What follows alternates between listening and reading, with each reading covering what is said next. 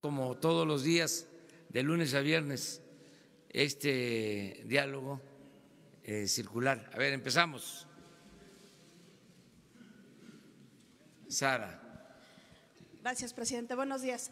Preguntarle dos cosas. Uno, sale una grabación de un exalcalde perredista pues buscando bajar recursos federales para el tema del huachicoleo y apoderarse justo de esos programas sociales. ¿Qué información tiene usted y si también el alcalde de Villagrán estaría implicado, qué es lo que ustedes saben en estas reuniones de seguridad? Por otro lado, pues ayer ya finalmente se eligió a la ministra de la Corte y muchos cuestionamientos por ser el hecho de que es esposa del ingeniero Riobó. Yo quiero preguntarle si el ingeniero tiene alguna participación en su gobierno, sabemos que lo asesora en el tema de Santa Lucía, pero si ahora tiene algún cargo o ya no está dentro de su gobierno. Gracias. Bueno, acerca de la grabación, no tengo yo elementos suficientes. Si se comete un delito y hay pruebas, que se castigue a quien sea. No hay impunidad, sea quien sea. Ya, insisto, no es lo mismo.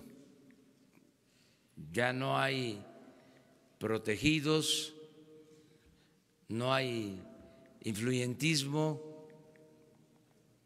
El que comete un delito debe ser castigado. Acerca de lo de la ministra, me da mucho gusto que el Senado la haya elegido para ocupar ese cargo honroso, ser integrante de la Suprema Corte de Justicia de la Nación. Es una mujer con preparación, con méritos, egresada de la UNAM, de la Escuela de Derecho de la UNAM, con maestría, con doctorado. Se ha desempeñado en cargos también relacionados con el Poder Judicial, con áreas de administración de justicia, y celebro que se haya decidido por ella de manera democrática. Quiero decirles también, porque todavía hay la idea de que el poder de los poderes es el Ejecutivo y el presidente. Quiero decirles que esto ya cambió. No hay línea. La línea es que no hay línea. Yo envío, como lo establece la ley, las propuestas al Senado. Les advierto en algunos casos, inclusive a los que voy a proponer, cuando los invito, les digo, te voy a proponer, pero no me voy a meter. Van a ser los legisladores, como lo establece la ley, los que van a decidir. Si aceptas así, adelante. A nadie le digo, vas a estar en la terna y eres mi preferida o mi preferido, y habla con tal senador que él te va a ayudar. Ya hablé yo con ese senador, ya le di indicaciones. Todavía más burdo, decían, ya lo instruí. Eso no, eso ya se terminó. Entonces, son los senadores los que resuelven. Y en el caso de estos nombramientos, estoy enterado, informado, porque me llega la noticia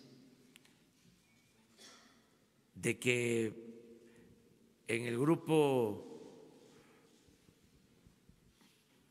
de legisladores de Regeneración Nacional, cuando se tiene que tomar una decisión, que es el grupo mayoritario, hay una elección previa. Y el que gana la previa es el que es impulsado. Y no es obligatorio, porque puede votar a alguien a favor de un precandidato o precandidata a un cargo y luego ya en la votación general mantiene su postura o la cambia. Pero digo, tienen ya procedimientos que no se veían anteriormente. Estamos en el terreno de lo inédito, la verdad. Estamos hablando de cambios de siglos en procedimientos. ¿Cuándo se había visto esto? Díganme, ¿en qué tiempo un presidente enviaba una terna y no había un preferido o una preferida? ¿Cuándo? Nunca. Puede ser que en el maderismo, desde luego en la época de la República restaurada, la época de Juárez, de Lerdo,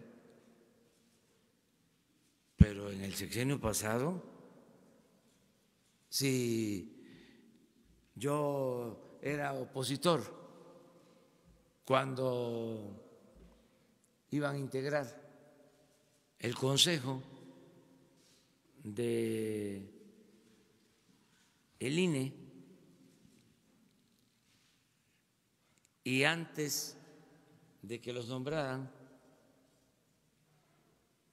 pronostiqué que iban a ser 4 para un partido y 3 para otro, y le atiné. En este caso, sin demeritar la carrera de ella, que por supuesto puede tener mucha trayectoria, sin duda, lo que se cuestiona aquí es si realmente hay independencia o si no puede haber un conflicto de interés por este tema de que su esposo es asesor de usted. No tiene ningún cargo aquí, y sí me ha ayudado mucho, y él es un ingeniero también, con mucha capacidad profesional, es de los mejores estructuristas del país, independientemente si gusta o no gusta, si cae bien o no cae bien. Yo lo conozco porque fue el que hizo el proyecto para los segundos pisos, el estructurista que hizo los cálculos, qué dimensiones iban a ser las columnas, las traves, las famosas ballenas. En ese entonces, hasta un expresidente que ya no quiero mencionar, que es preferible olvidar, pronosticó que se iban a caer los segundos pisos. y no se cayeron. Bueno, toco madera. Hola, presidente. El combustible de la Secretaría de Hacienda, ¿cuál es esta fórmula? ¿Por qué se ha retrasado como lo mencionó ese día? Tengo tres preguntas. Esa sería la primera. La segunda es acerca de funcionarios, exfuncionarios de la Sedesol que ahora han pasado al Banco del Bienestar, funcionarios ligados con Luis Miranda Nava, quien era el exsecretario de Desarrollo Social, y ahora están pues bueno, colaborando con el Banco del Bienestar. Específicamente le menciono los nombres, serían Samuel Toledo Córdoba, y también estaría colaborando bueno, él es uno, y también Lázaro Moguel, que serían los dos ex colaboradores de Luis Miranda Nava que estarían ahora en el Banco del Bienestar. Y finalmente, presidente, ayer la Universidad Jesuita de Guadalajara publica un estudio acerca de una red coordinada de simpatizantes del presidente, de usted, que han pues bueno, implementado estrategias para atacar a la prensa cada vez que sienten que se le está cuestionando de manera injustificada. Artículo 19, esta organización que defiende la libertad de expresión, publica también una opinión acerca de que esta red se está apoyando también de algunos youtubers, de algunos blogueros que llaman a la prensa chayotera o vendida, y esto se adereza además con el discurso presidencial de llamar a la prensa fifí. ¿Qué opina de estos estudios que se publican? Y pues bueno, esas serían mis tres preguntas. Gracias. Bueno, la primera es sobre los precios de los combustibles. Yo hice un compromiso en campaña que voy a cumplir, como todos los compromisos, y consiste este compromiso en que no va a haber aumentos en términos reales en el precio de gasolinas, diésel, gas, luz. Entonces, estamos definiendo el mecanismo para que si por aumentos en el precio de las gasolinas que se compran en el extranjero, porque estamos comprando nada más de gasolinas 600,000 barriles diarios. Entonces, fluctúa el precio internacional. Entonces, si sube el precio internacional, Pemex tiene que aumentar el precio a los distribuidores, y esto desde luego impacta en el consumidor final. Entonces estamos buscando cómo ajustar ese aumento. Existe el IEPS, que es el impuesto a las gasolinas, y existen otros mecanismos. Ya estamos resolviéndolo. Dije en el informe que aumentó por encima de la inflación en este periodo la gasolina magna, el diésel, la luz, y tenemos que ajustarlos. Se está trabajando con este propósito. Lo importante es que vamos a cumplir en todo este año. Si tenemos una inflación de 4.8, que es lo que llevamos hasta ahora, abajo de la inflación del año pasado, ¿sí? 4.8 anualizado, o sea, claro. Entonces, eso sería solo el aumento en los combustibles, porque si no se hace ese ajuste inflacionario, entonces estaríamos en términos reales bajando los precios.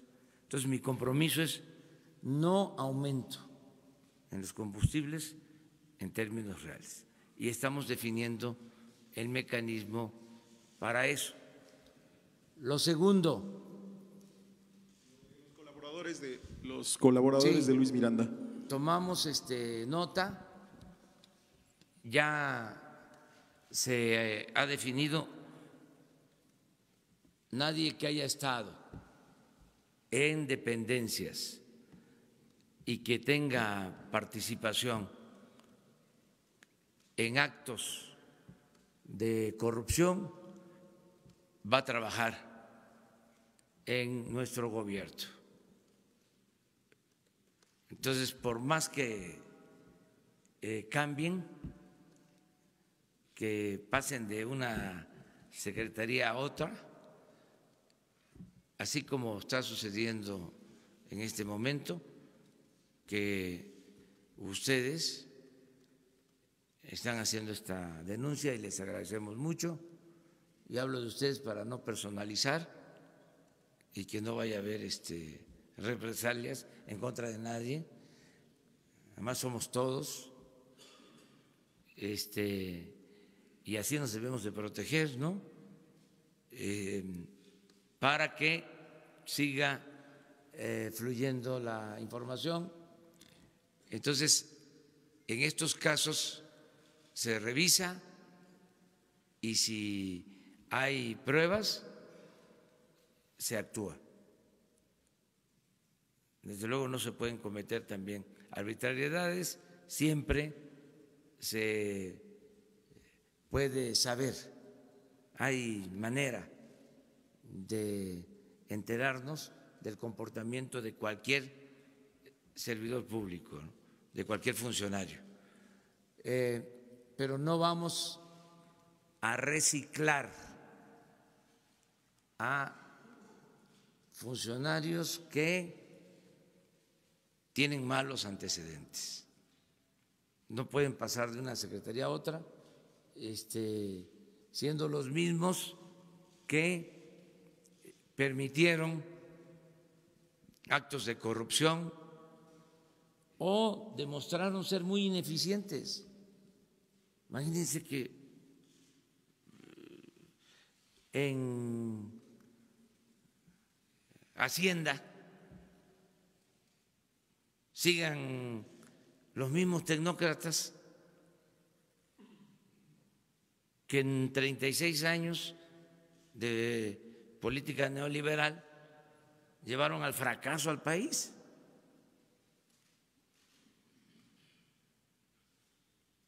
¿Cómo?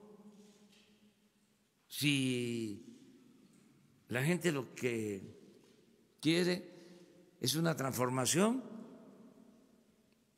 ¿cómo una persona que promovió, impulsó, ejecutó la llamada reforma energética, que resultó un fracaso, va a seguir trabajando con nosotros? Hasta por honestidad deberían de decir, ya me voy, no estoy de acuerdo con ustedes y además acepto de que no se produjo más petróleo como yo lo decía, no se produjeron más gasolinas, se siguió arruinando la petroquímica, aumentó el precio de los combustibles, hubo menos inversión pública y privada, se endeudó Pemex, se endeudó la Comisión Federal de Electricidad. Y entonces yo, que defendía la reforma energética y que decía que era la panacea, todavía con cinismo, conchudo, hago como si nada hubiese pasado y me quedo a trabajar en un nuevo gobierno que tiene una política económica distinta. Es un asunto de honestidad.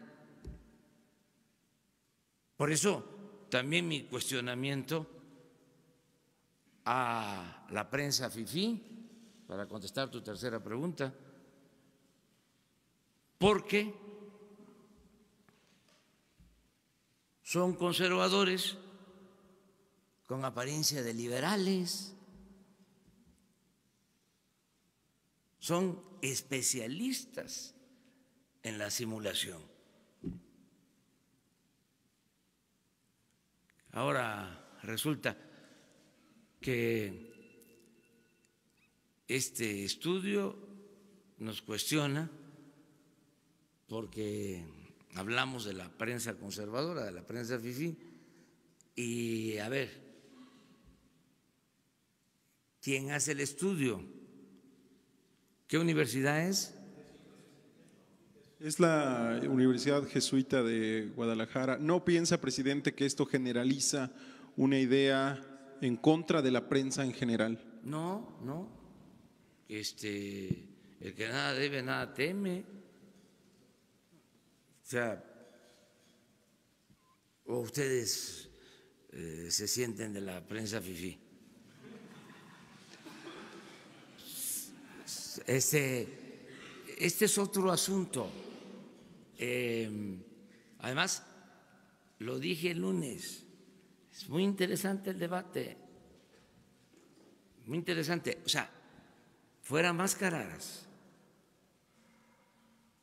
nada de que soy independiente, soy objetivo, soy profesional, no tengo partido,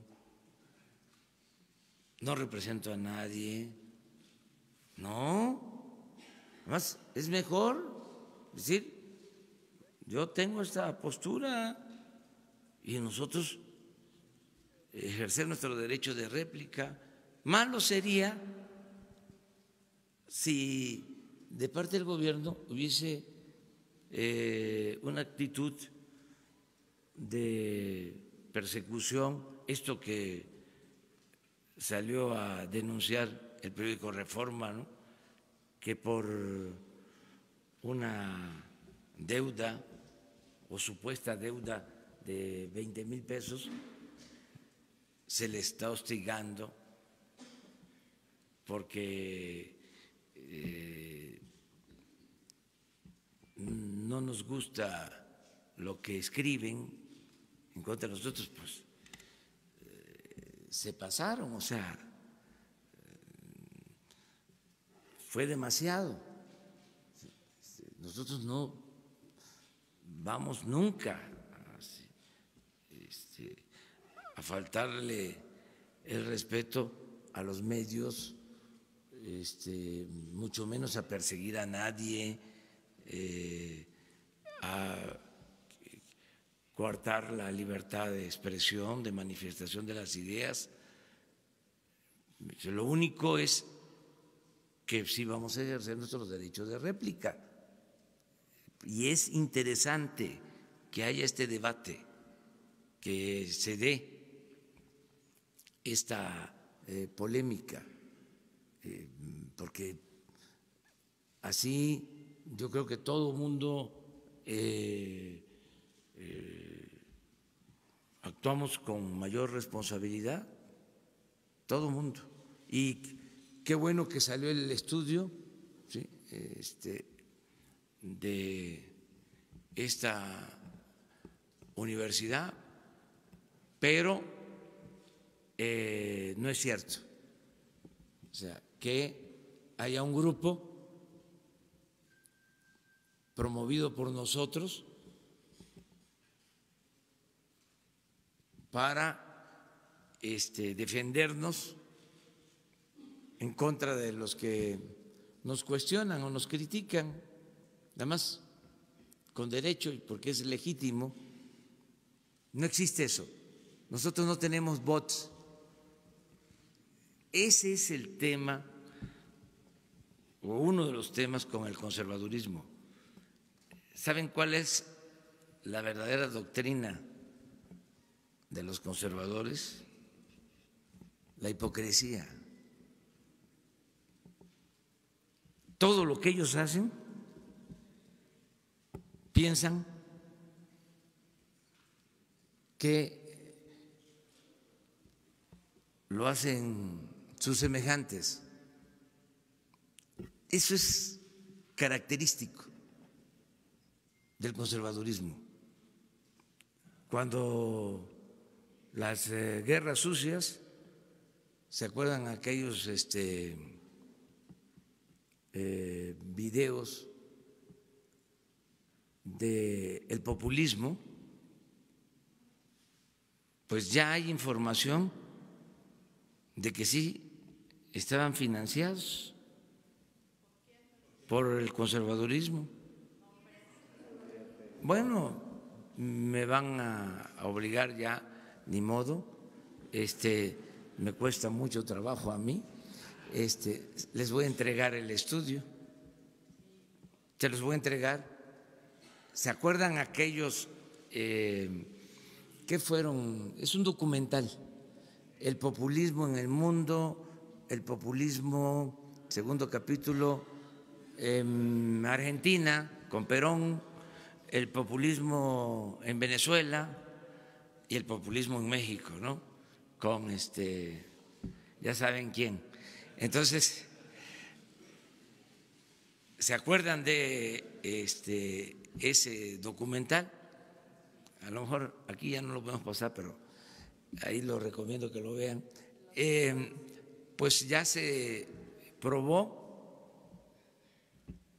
de que fue financiado por un grupo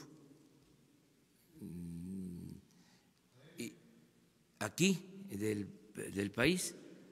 Se pagó a una empresa para hacerlo. Entonces, que conste que ustedes lo plantearon. Señor, ya había comentado acá, sí. Señor presidente, son 3 preguntas. La primera, publicamos hoy una entrevista con el presidente del INAI, con el señor Francisco Javier Acuña.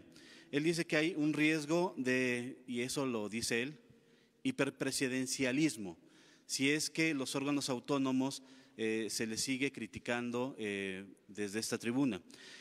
Su opinión acerca de esta consideración que dice el señor presidente del INAI a través de esta entrevista.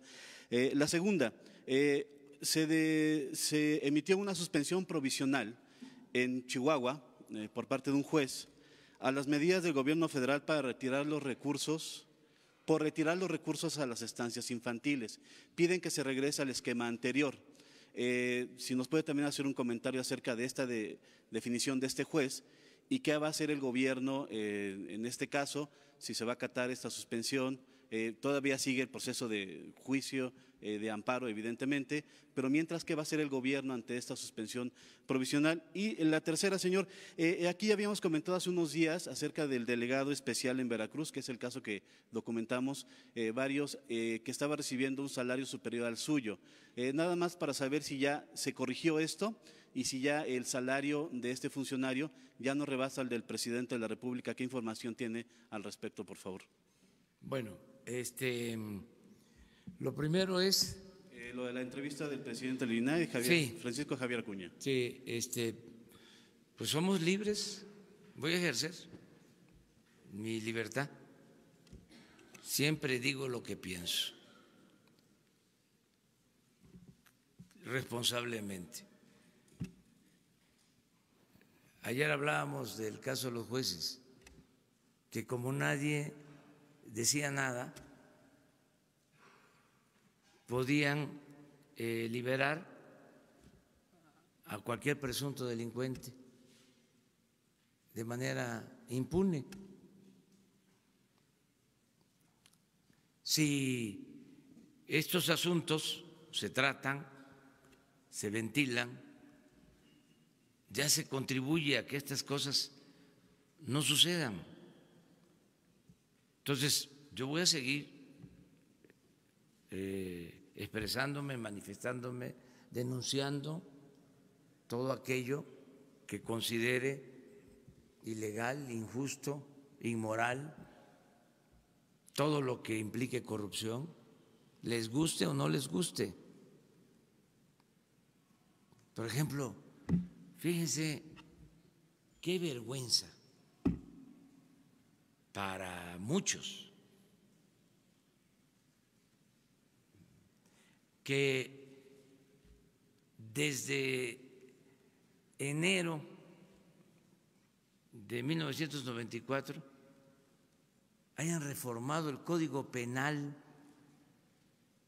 para que no fuesen delitos graves, hechos de corrupción, y que en 25 años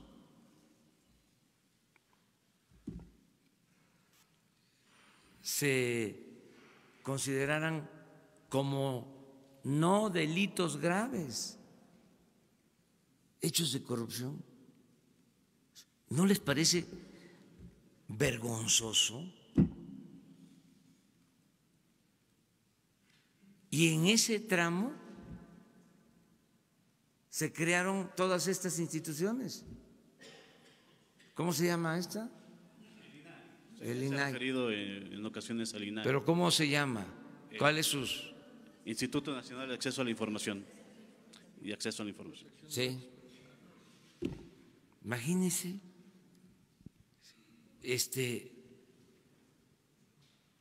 qué nivel de simulación en este periodo, que no era delito grave la corrupción, se creó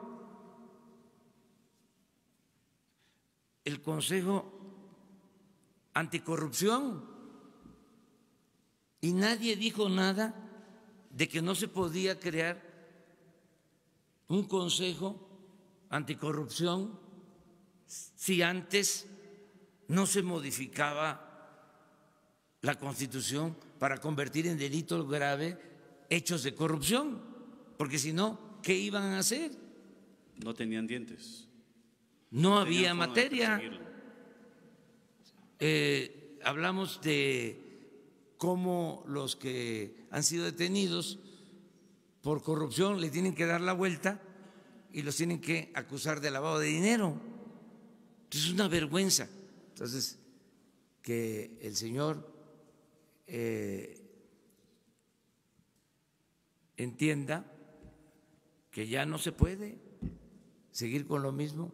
Se acabó la simulación. No se puede. ¿Saben de dónde surge esto? ¿De dónde viene este régimen simulador? El artífice de la política de la simulación fue Porfirio Díaz. Porfirio Díaz tenía la máxima de que la Constitución se cumplía o se respetaba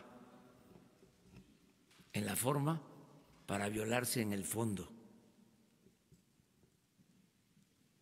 Entonces, todo era formalidad. Nunca dejaba de cumplirse con las formas. Todo era escenográfico.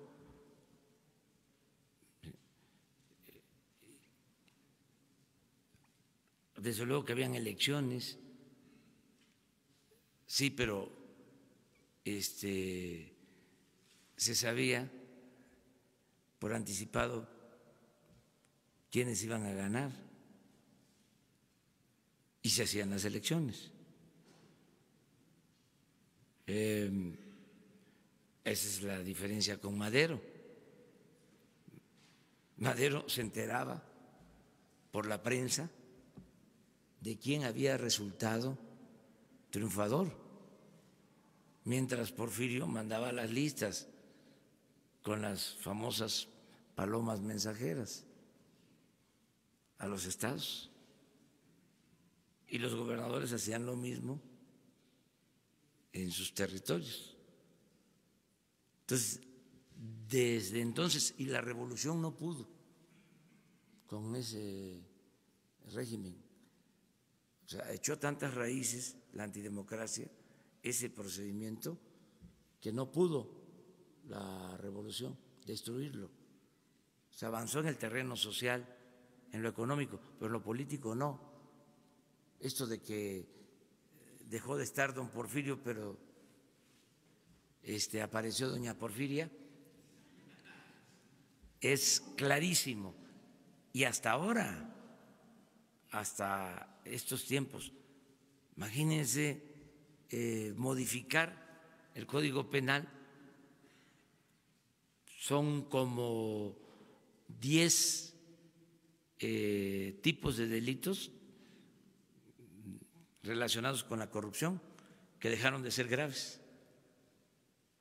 Les voy a entregar mañana el estudio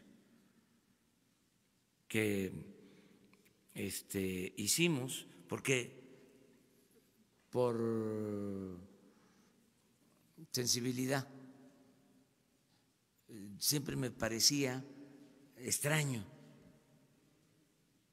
y en una de esas le pedí a un abogado amigo: oye, investígame cómo estaba antes y cuándo fue que se cambiaron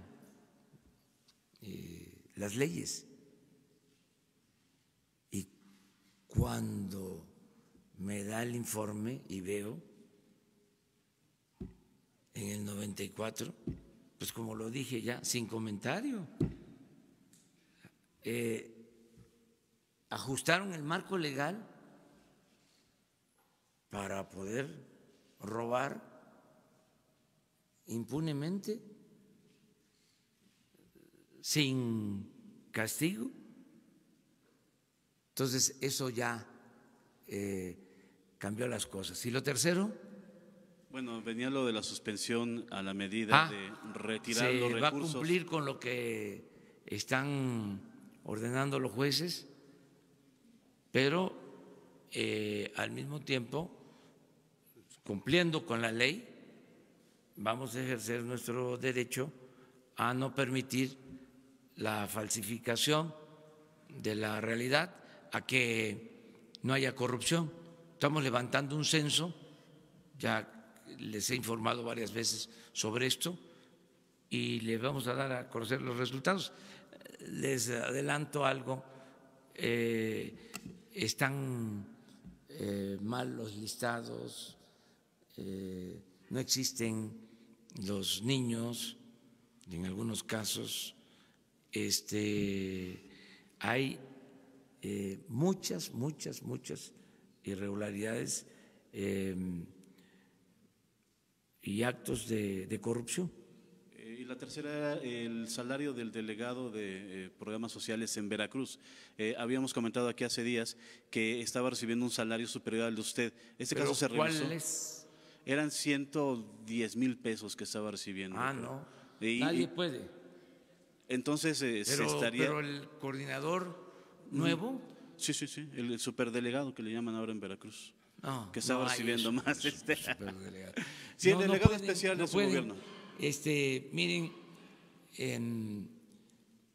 como a veces en Palacio las cosas caminan despacio, hay algunos que todavía ni están cobrando, o sea, porque están haciendo su trámite. De todas maneras lo voy a investigar. Buenos días, señor presidente. Buenos días, señor presidente. Alberto Rodríguez, de SDP Noticias. Sobre esto que pasó de la refinería de Dos Bocas, el subsecretario Arturo Herrera pues tuvo que haber sacado esta información de que no se iban a ejercer este año los recursos de algún lado. No sé si usted sepa si en la Secretaría de Hacienda contaban con esta versión, que era distinta a la que tiene la Presidencia de la República. Y en este sentido también existe el rumor de que la Presidencia de la República ya había decidido no construir la refinería de Dos Bocas, pero que iba a esperar un tiempo para darlo a conocer. Le pregunto su opinión al respecto. Y la segunda, sobre el crecimiento económico, usted promete un 4%, es promedio, ¿verdad?, en el sexenio. Sí. Si se creciera a los números a los mejor escenario que pone el Banco de México en 2019 y en 2020, para los restantes 4 años tendríamos que crecer a un ritmo de 4.8%. Quiero saber si todavía está la apuesta en eso y qué papel puede jugar la iniciativa privada, cómo se le puede convencer de que siga invirtiendo en México. Gracias. Sí, bueno, mire, primero hubo un malentendido en las declaraciones del subsecretario de Hacienda. No existe ninguna contradicción o menos confrontación. Somos un equipo. Los que están en Hacienda son profesionales, gente de primera. Les tengo toda la confianza y desde luego todo mi apoyo, todo mi respaldo y respeto, porque muchas veces me hacen planteamientos donde yo tengo o puedo tener alguna duda, y como sé que se trata de muy buenos profesionales de la economía, muy buenos,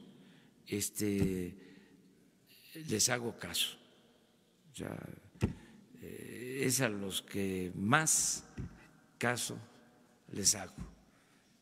Que si se trata de la política social, pues ahí yo tengo un poco más de experiencia. Llevo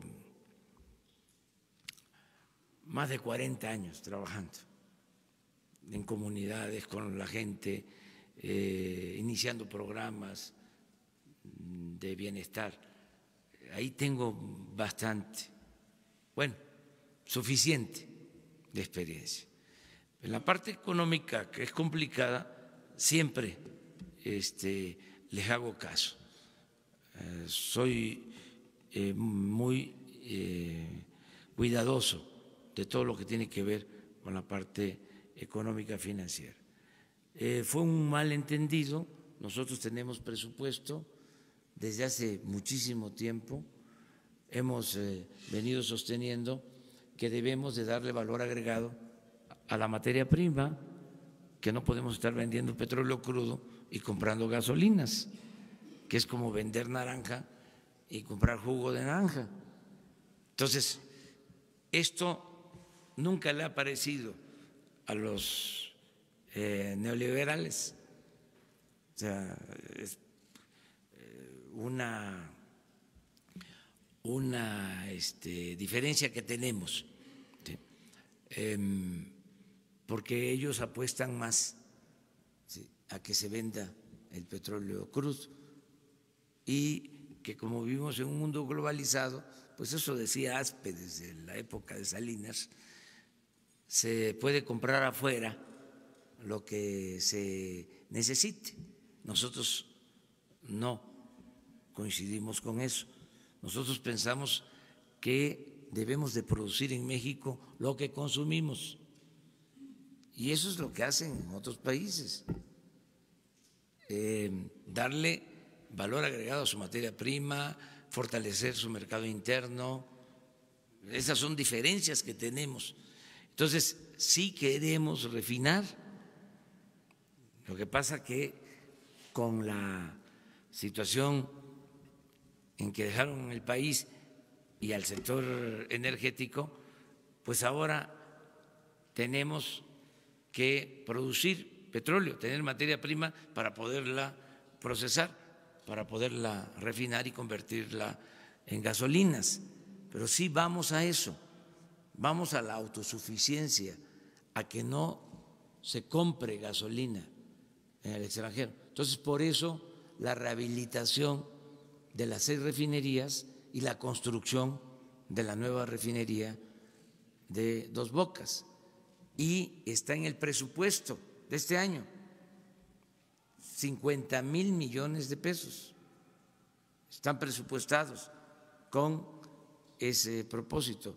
Quedamos que en 3 años la vamos a terminar para utilizar todo el petróleo que se produce en la sonda de Campeche y en los campos petroleros de tierra de Tabasco, de Veracruz, y refinar ese petróleo en Dos Bocas. Se escogió Dos Bocas porque esa es una terminal que se utiliza para mandar petróleo crudo al extranjero. Por ahí salen alrededor de 1 millón de barriles diarios al extranjero, por Dos Bocas. Entonces, como están las instalaciones, ahí es el sitio más adecuado para construir la refinería. Entonces, sí vamos a construir la refinería. Lo otro que planteabas. Sobre el crecimiento y sobre cómo convencer a los empresarios de que inviertan para llegar a esa meta. El crecimiento, está creciendo la economía poco y va a ir creciendo cada vez más. ¿Sí? Y el promedio es